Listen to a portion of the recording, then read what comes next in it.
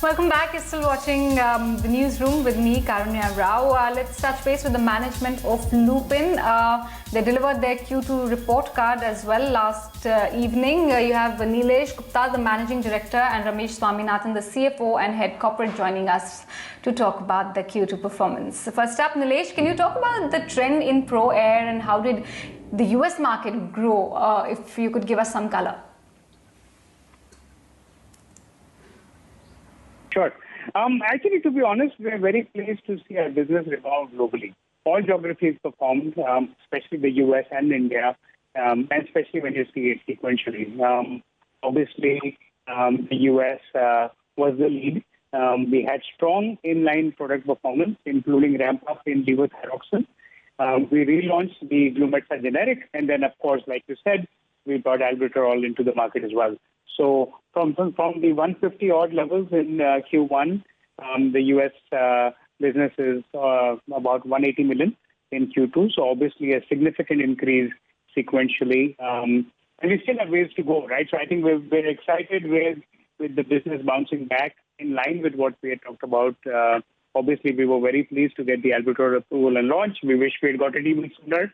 I think it's a great opportunity for us. And especially as we go into Q3, Q4, this is, when the season kicks in, this is when we see the uptick in the business as well.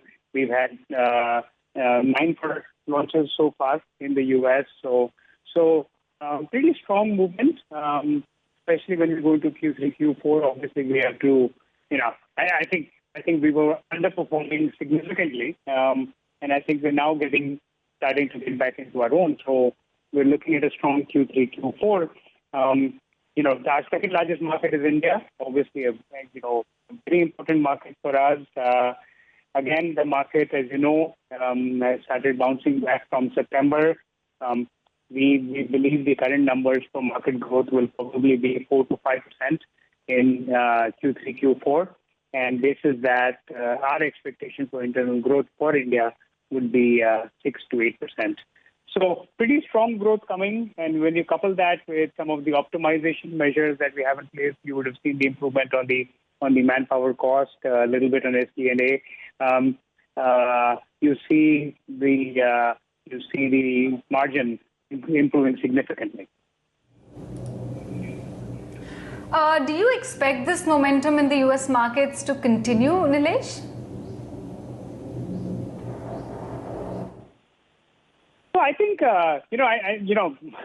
we've been north of $1 billion in the U.S. Right? I think that's the first hurdle for us to cross. It's obviously not happening with what happened in Q1, but obviously we're looking at numbers. We're at 180 million, so the next hurdle will be north of 200 billion. That should certainly happen in Q4, if not in Q3. So that's why you see the steady build-up. We're still ramping up levothyroxine. We're still ramping up albuterol. Q4 will be where we have meaningful ramp-up in albuterol as well. So you're looking at numbers much stronger than the current. And just to add to that, the flu season is just about clicking in America. So you'd expect Q3 and Q4, there's a lot of our cephalosporin products and other flu products, Tamiflu and the like, to also increase, to start contributing. So you would expect Q3 and Q4 to be certainly higher, apart from, of course, albuterol ramp-up.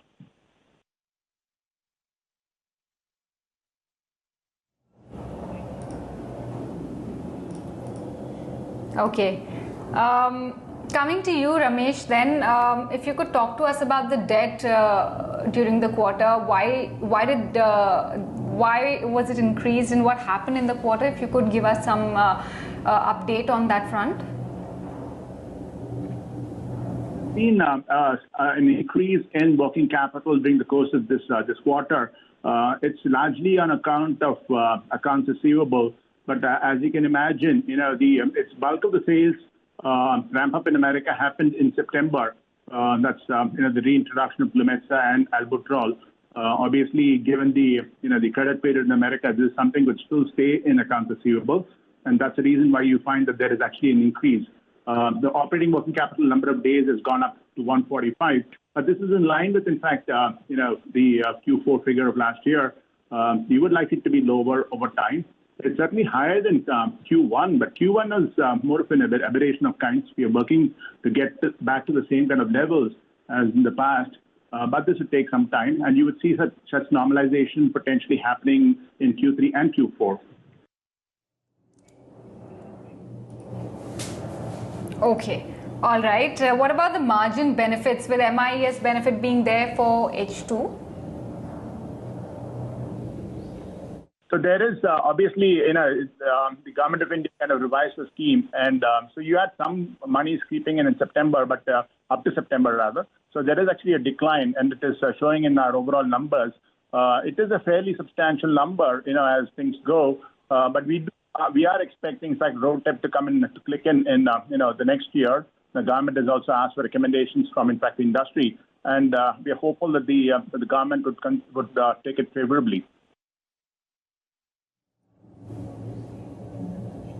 Okay, what about the operating leverage benefit with this?